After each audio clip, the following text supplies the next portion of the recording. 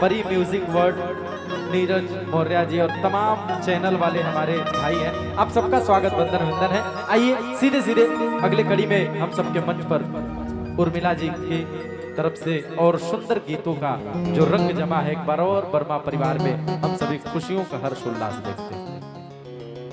और आइए अभी तो माहौल यहाँ पे भोजपुरी का है, हिंदी कोई कोई सुनता है, तो आइए कहना है क्या? अच्छा ये बताओ आपकी शादी हो गई कि नहीं? अभी नहीं आ रही है आपकी? हो गई? इन्होंने सच बोला, इनकी शादी नहीं हुई तो लेकिन लग नहीं रहा है, लेकिन लग नहीं रहा, देखो आपको बोल रहे हैं लग नहीं रहा कि आपकी शादी हुई है। तो आइए कहे कि वाह भैया हमरे इतना बढ़िया भोजपुरी नहीं बोले वाला, लेकिन हम अवधी बोल लेला, तो हम अवधी में बोले थे कैसे कहा एक बार कैसे कहा दिया भैया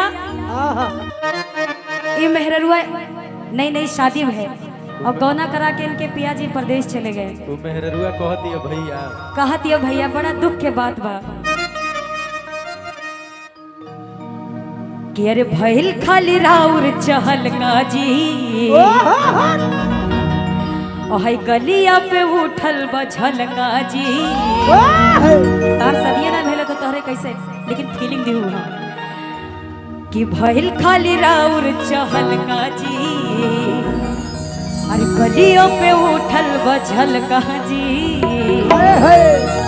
अरे हो गई भोरवा अब न कोरवा में, अरे चापा बलम, अरे हो गई भोरवा अब न कोरवा में, अरे चापा बलम। वाह और दरदिया कमरिया में हरदिया पीस के छापा बलम, छापा बलम।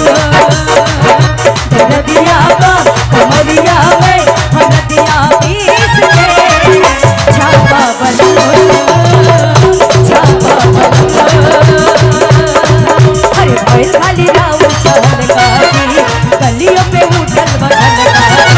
भइल खाली राउर चहल काजी, गलियों पे उठल बझल काजी। हो गइल भोरवा अब न कोरवा में, चापा बलम। हो गइल भोरवा अब न कोरवा में, चापा बलम। कैसे कहेगा? थोड़ा सा हमको भी आता है डांस, लेकिन आप कितना अच्छा नहीं आता है। अब आप लोग एकदम इसके एक्सपर्ट हैं, आई एम कोशिश कर रहे हैं क्या कि दरदिया बा कमरिया में हरदिया पीस के छापा कमरिया में हरदिया पीस के छापा क्या? और दूर जनी हाटी भीर जनी साटी, साटी ना हमरे पाजा। दूर जनी हाटी भीर जनी साटी, साटी ना हमरे पाजा। करा दिया तू बताए राजा, हमारिया तू बताए राजा। करा दिया तू बताए। ए भाई कहे के बगा अरे दूर जनी हाटी भीर जनी साटी, साटी ना दूर जनी हाटी भीर जनी साटी, साटी ना। अरे तनी दूरे रहा यार, गर्मी वैसे बहुत बा और तोरे पचन वैसे हाट हाट हो कहे के बका। अरे दूर जनी हाटी भीर जनी साटी, साटी ना हमरे बाजा। दूर जनी हाटी भीर जनी साटी, साटी ना हमरे बाजा।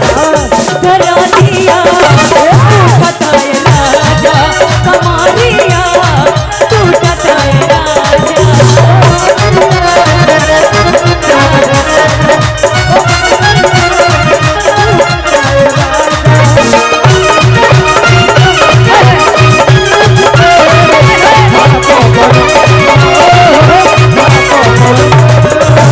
और कहे कि मैं कहा ए भैया कैसे कहा दिया? अच्छा आप लोग नाम नहीं बताया, आपका नाम क्या है? जोया जी। आप जोया। वाह पीहू आपका? वाह वाह वाह चाह जी और निशा जी। जोया। क्या बात है। आई कहे के बाका ये चारों लोग कह रही है क्या? दो इधर आ जाओ, दो इधर आ जाओ। सब एक से बढ़ के एक आइटम है, सब एक बड़ी खूबसूरत लग रही हैं। अच्छा आप लोग की भी शादी हुई है कि नहीं? तब फीलिंग ना आई तो हरे आई तो खूब बढ़िया से फीलिंग देते। अच्छा तब वो कि बाहर आ जाए या जगह से कर जगह से कि हमके यहाँ सताई जा मोहब्बत में बताई जा कि बाहर आ जाए या जगह से कर जगह से सताई जा कि देहिया बकरम थर्मामीटर से अरे देहिया बकरम थर्मामीटर से अजिनरा पावलम दर्दिया